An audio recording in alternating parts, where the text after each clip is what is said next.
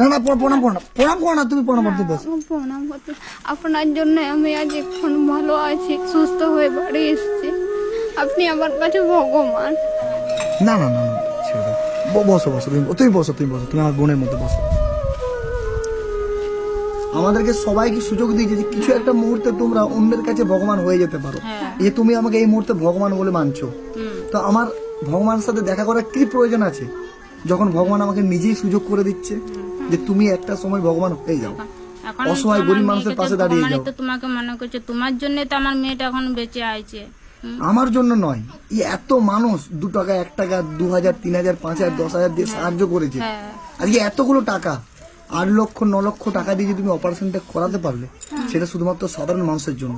তা ধন্যবাদটা শুধু আমাকে নয়, যতজন ভিডিওটা দেখেছে, যতজন শেয়ার করেছে, এই ভিডিওটাও অনেকে শেয়ার করবে। আমি অনুরোধ করব যে আপনারা যারা সাহায্য করেছেন প্রত্যেকে ভিডিওটা শেয়ার করেন এবং এটা মানুষদেরকে বুঝিয়ে দেন যে বোনটা সুস্থ হয়ে বাড়ি ফিরেছে, এর থেকে ভালো কিছু হতে পারে না।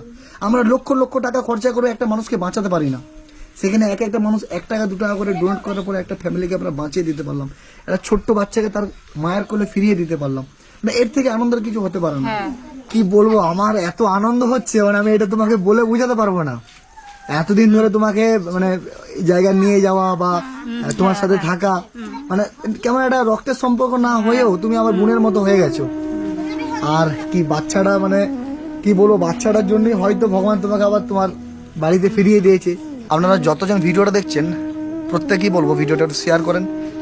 আপনারা সাহায্য না করলে এই বোনটাকে বাচ্চাটার কাছে ফিরিয়ে দিতে পারতাম না। ছোট্ট একটি 1 বছরের বাচ্চা আছে, আর ভগবান হয়তো বাচ্চাটার জন্যই বা আমাদের ভালোবাসার জন্যই বোনটাকে আবার ওর বাড়িতে ফিরিয়ে দিলে। অপারেশনটা সাকসেসফুল হয়ে গেছে, এত টাকা খরচা হয়েছে, সবটাই আপনাদের জন্য। আপনারা সাহায্য না করলে বোনটাকে আমরা বাঁচাতেই পারতাম না। তাই যতজন ভিডিওটা দেখছেন ভিডিওটা শেয়ার করে প্রত্যেকেই জানিয়ে দেন যে বোনটা এখন বাড়ি এসেছে, সুস্থ আছে। আপনারা যারা সাহায্য করেছিলেন তাহলে দেখুন তো ভিডিওটা দেখলে কতটা মন থেকে আনন্দ পাচ্ছেন। আমরা টাকা খরচা করে মন্দির মসজিদ তৈরি করি, অনেক মানুষকে খাওয়াই, কিন্তু 1 টাকা খরচা করে নতুন করে মানুষের জীবন ফিরিয়ে দেওয়া কতটা পুণ্যের কাজ হতে পারে। তো প্রত্যেকেই ভালো থাকেন। আর কি বলবো, মানে বোনটা তো মানে যখন আপনাদের জন্য কিছু বলতে চাইছে চোখের দিকে জল বেরিয়ে যাচ্ছে, আর ওর এখন কানা চলবে না, যেহেতু একটা চোখে একটু এখন ইনফেকশন আছে। গ্রামবাসী সবাই আছে, আর বোনটাকে আমরা এখন দেখতে পাচ্ছি সামনে। ভালো আছে বোন? হ্যাঁ ভালো আছি। কবে এলে তুমি এখানে? পরশু 3টের সময়। পরশু 3টের সময়। হ্যাঁ, শনিবার। তুমি যখন এসেছিলে দাদা আমাকে খবর দিয়েছিল যে দাদা বোনটা আসছে, মানে আমি কলকাতায় ছিলাম, আসতে পারিনি, তবে আমার মন কাঁদছিল তোমার জন্য যে কখন বোনটাকে গিয়ে একবার দেখবো। এত দূরে গিয়ে তো দেখা সম্ভব হচ্ছিল না, বারবার ফোনে খবর দিচ্ছিলাম।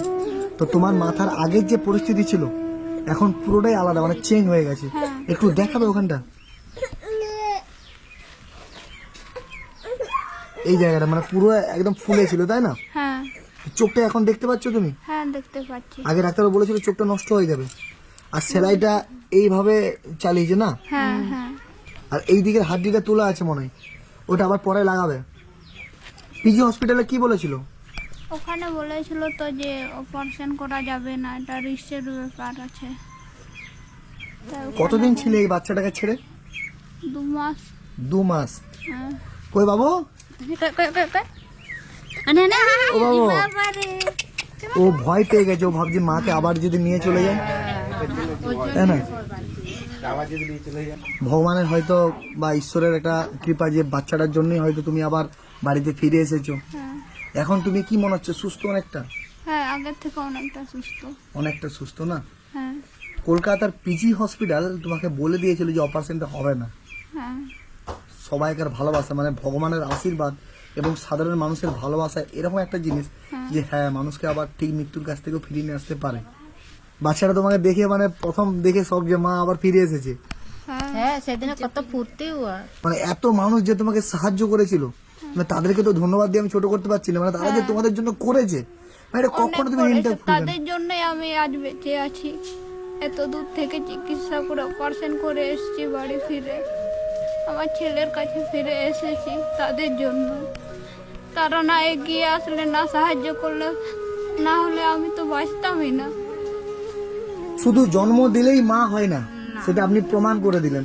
আর এখনকার যুগে অন্যের একটা বাচ্চাকে এভাবে নিজের মানে শরীরে রক্ত দিয়ে বড় করা, মানে এটা কেউ পারে না।